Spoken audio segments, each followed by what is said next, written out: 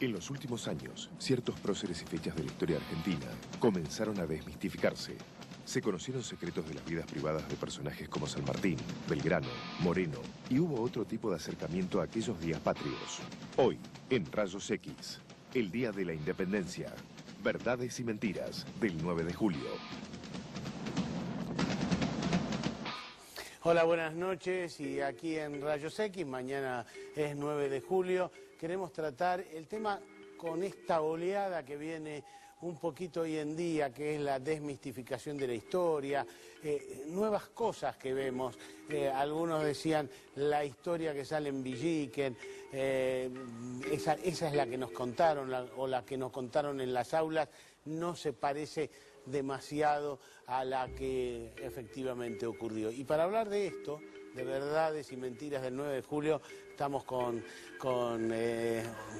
Nacho García Hamilton, un amigo de hace muchísimos años, gracias por venir, y con Fabián Harari, docente, profesor de la UBA, autor de La Contra, se llama tu libro. Ignacio. El mío a favor. El tuyo a favor. A favor, no.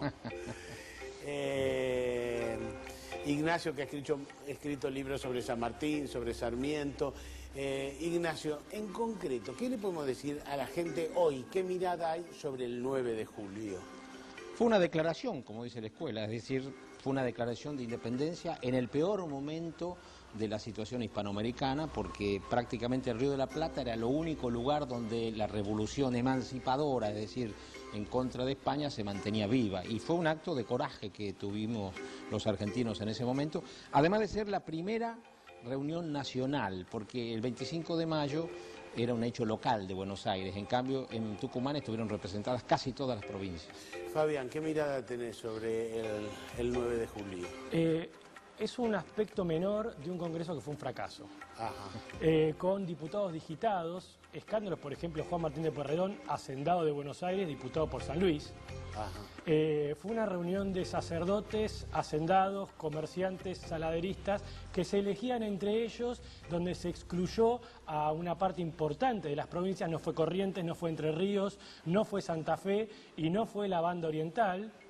Y efectivamente, como dije, la discusión sobre la independencia duró 4 o 5 días de un congreso que duró 3 años y que terminó de una constitución que fue un fracaso y provocó la anarquía del año 1820. Fabián, le diste una connotación muy negativa al 9 de julio, al Congreso de Tucumán. Bueno, la cuestión es que no es que yo se la di negativamente, la población en ese momento no le prestó ninguna importancia.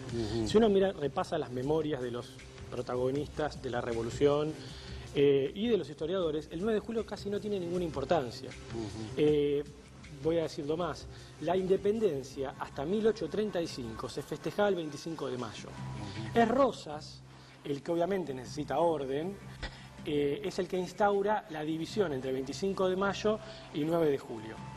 ¿Por qué? Porque el 25 de mayo provocaba lo que llamaban las fiestas mayas. El pueblo, sobre todo las clases más explotadas, salían a la calle y bueno, hacían festejos, digamos, de todo tipo.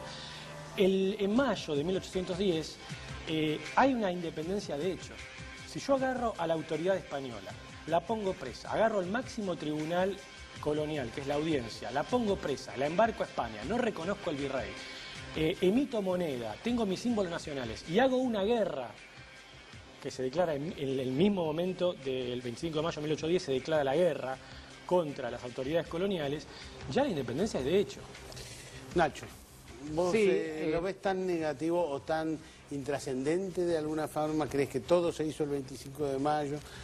No, tiene razón Fabián en el sentido de que el 25 de mayo hay una actitud que dice, es decir, de palabra se dice que defendemos a Fernando VII, pero de hecho el 27 se manda un ejército a Córdoba para luchar contra las tropas que iban a venir del Perú, que respondían al Consejo de Regencia. O sea que en el 25 de mayo hay un doble discurso, hay una retórica, hay una típica hipocresía hispanoamericana, es decir, se dice que defendemos la única y santa religión, que es la católica, a pesar de que se iba hacia la libertad de cultos. El 9 de julio de 1816 hay un blanqueamiento y precisamente, es decir, hay una aclaración, hay un sinceramiento, se va a decir la verdad. estábamos buscando la independencia. Entonces yo creo que esa es la importancia. Ahora, también tiene razón Fabián, en el sentido de que era tanto Mayo como 9 de julio fue una actuación de élites, el pueblo no intervenía. ¿Cómo iba a intervenir el pueblo si cuando viene Colón acá había teocracias indígenas y a partir de Colón se establece un sistema de religión única, de absolutismo político, de incumplimiento de la ley, de militarismo, de odio al extranjero, rechazo a toda otra religión?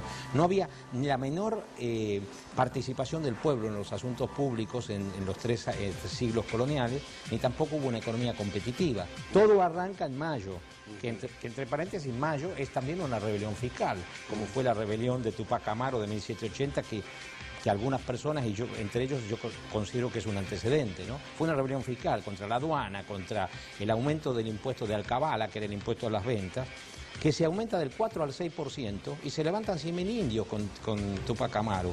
Se aumentan la renta de aduanas, se aumenta el tributo indígena y se desencadena una rebelión fiscal. Ahora, entonces, perdón, para terminar, era una revolución de élites, pero por ejemplo Pueyrredón había estado confinado en San Luis y tenía propiedades en San Luis. Hoy todavía un diputado nacional puede ser simplemente por haber nacido en un lugar, no hace falta la residencia de acuerdo a la Constitución.